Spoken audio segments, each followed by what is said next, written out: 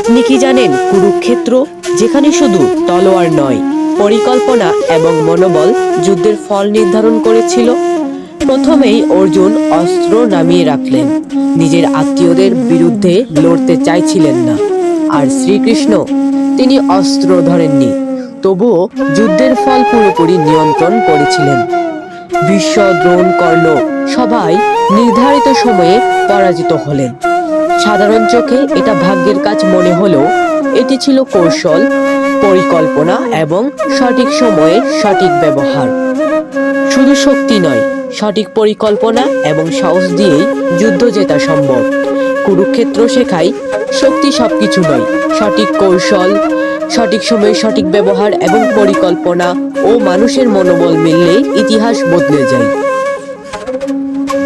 Radhe Radhe.